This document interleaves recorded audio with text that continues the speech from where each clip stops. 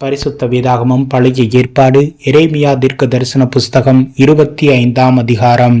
யோசியாவின் குமாரனாகிய யோயாக்கிம் என்கிற யூதாவுடைய ராஜாவின் 4ஆம் வருஷத்துக்கு சரியான பாபிலோன் ராஜாவாகிய நேபுகாத் நேச்சார் அரசாண்ட 1ஆம் வருஷத்திலே யூதாவின் ஜனம் அனைத்தையும் குறித்து எரேமியாவுக்கு உண்டான வார்த்தை.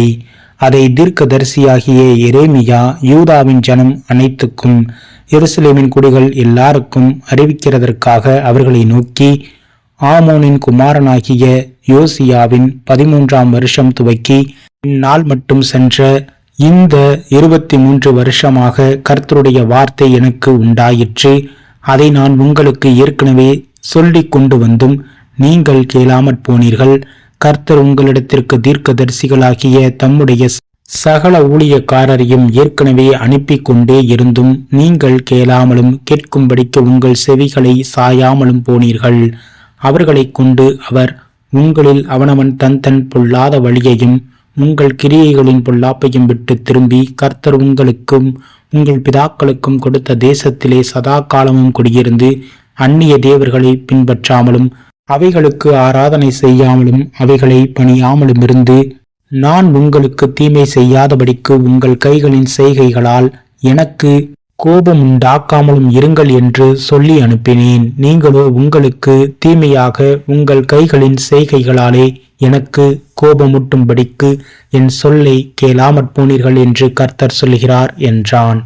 நீங்கள் என் வார்த்தைகளை கேளாமற் போனபடியினால் இதோ நான் வடக்கே இருக்கிற சகல வம்சங்களையும் என் ஊழியக்காரனாகிய நேபுகாத் நேச்சார் என்கிற பாபிலோன் ராஜாவையும் அழைத்தனுப்பி அவர்களை இந்த தேசத்துக்கு விரோதமாகவும் அதன் குடிகளுக்கு விரோதமாகவும் சுற்றிலும் இருக்கிற இந்த எல்லா ஜாதிகளுக்கும் விரோதமாகவும் வரப்பண்ணி அவைகளை சங்காரத்துக்கு ஒப்பு கொடுத்து அவைகளை பாழாக்கவும் இகழ்ச்சிக்குறியாகிய ஈசல் போடுதலாகவும் நித்திய வனாந்தரங்களாகவும் செய்வேன் என்று சேனைகளின் கர்த்தர் சொல்கிறார்.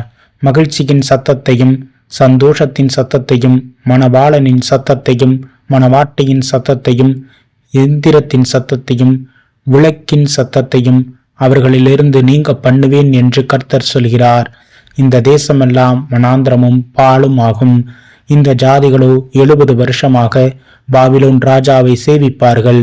70 வருஷம் நிறைவேறின பின்பு நான் பாபிலோன் ராஜாவினிடத்தில் அந்த ஜாதியினிடத்திலும் கல்தேயருடைய ஜாதியினிடத்திலும் அவர்களுடைய அக்கிரமத்தை விசாரித்து அதை நித்திய பாலிடமாக்கி நான் அந்த தேசத்துக்கு விரோதமாய் உரைத்த என் வார்த்தைகளை எல்லாம் எரேமியா சகல ஜாதிகளுக்கும் விரோதமாக தீர்க்க தரிசனமாய் சொன்னதும் இந்த புஸ்தகத்தில் எழுதியிருக்கிறதுமான யாவையும் அதன் மேல் வரப்பண்ணுவேன் என்று கர்த்தர் சொல்கிறார். அநேகம் ஜாதிகளும் பெரிய ராஜாக்களும் அவர்களை அடிமை கொள்வார்கள்.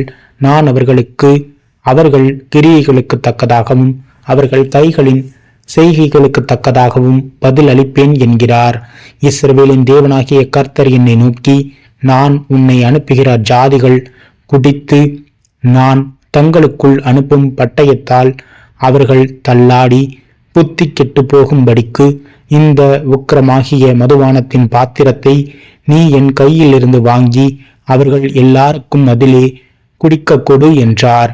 அப்பொழுது நான் அந்த பாத்திரத்தை கர்த்தருடைய கையிலிருந்து வாங்கி கர்த்தர் என்னை அனுப்பின எல்லா ஜாதிகளுக்கும் குடிக்க கொடுத்தேன். எருசலேமுக்கும் யூதாவின் பட்டணங்களுக்கும் அதன் ராஜாக்களுக்கும் அதன் பிரபுக்களுக்கும் அவர்களை இந்நாளில் இருக்கிறபடி வனாந்திரமும் பாலும் இகழ்ச்சிக்குறியாகிய ஈசல் போடுதலும் சாபமுமாக்கி போடும்படி குடிக்க கொடுத்தேன்.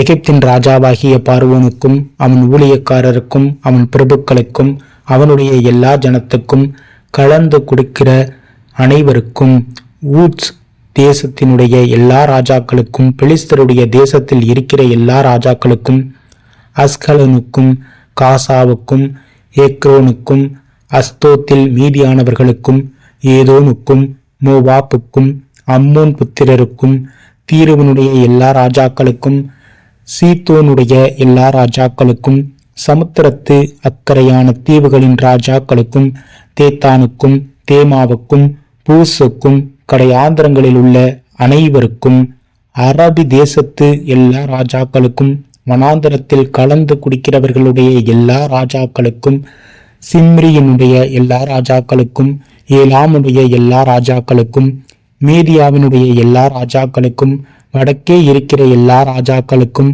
சமீபமானவர்களும் தூரமானவர்களும் ஆகிய அவர்களுக்குள்ளும் பூமியின் மீதுள்ள சகல தேசத்து ராஜ்யங்களுக்கும் குடிக்க கொடுத்தேன். சேசாக்கு என்கிற ராஜாவுக்கும் அவர்களுக்கு பிற்பாடு குடிப்பான் என்றார். நீங்கள் குடித்து வெறித்து வாந்தி பண்ணி நான் உங்களுக்கு அனுப்பும் பட்டயத்தாலே எழுந்திராதபடிக்கு விழுங்கள் என்று இஸ்ரவேலின் தேவனாகிய சேனைகளின் கர்த்தர் உரைக்கிறார் என்று நீ அவர்களுக்கு சொல்லு. அவர்கள் குடிக்கிறதற்கு அந்த பாத்திரத்தை உன் கையில் வாங்க மாட்டோம் என்று சொல்வார்களானால் நீ அவர்களை நோக்கி நீங்கள் குடித்து தீர வேண்டும் என்று சேனைகளின் கர்த்தர் சொல்கிறார் என்று சொல்லு. இதோ தீங்கை கட்டளையிட நான் என் நாமம் தரிக்கப்பட்ட நகரத்திலே துவக்கும் போது நீங்கள் தண்டனைக்கு தப்புவீர்களோ? நீங்கள் தப்புவதில்லை. நான் பூமியின் எல்லா குடிகளும் மேலும் பட்டயத்தை வரவழைக்கிறேன் என்று சேனைகளின் கர்த்தர் சொல்கிறார்.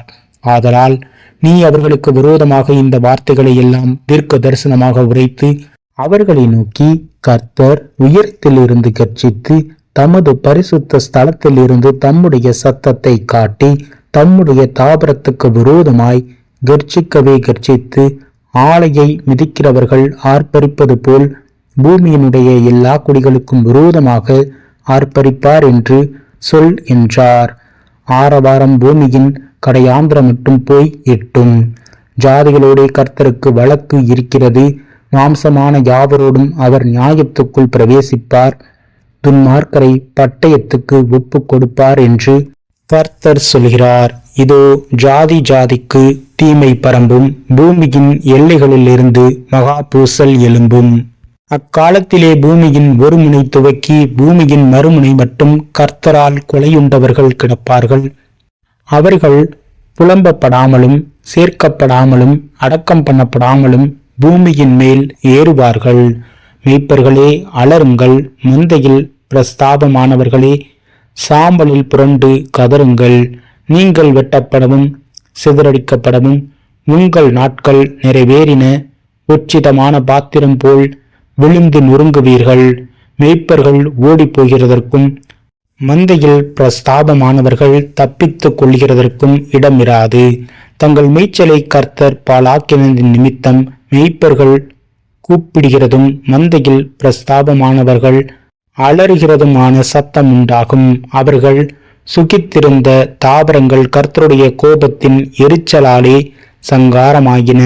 அவர் பதவி இருந்து புறப்படும் சிங்கத்தை போல் இருப்பார். ஒடுக்குகிறவனுடைய உக்கிரத்தினாலும் அவனுடைய உக்கிர கோபத்தினாலும் அவர்கள் தேசம் பாழாயிற்றென்று சேனைகளின் கர்த்தர் சொல்கிறார் என்று சொல் என்றார்.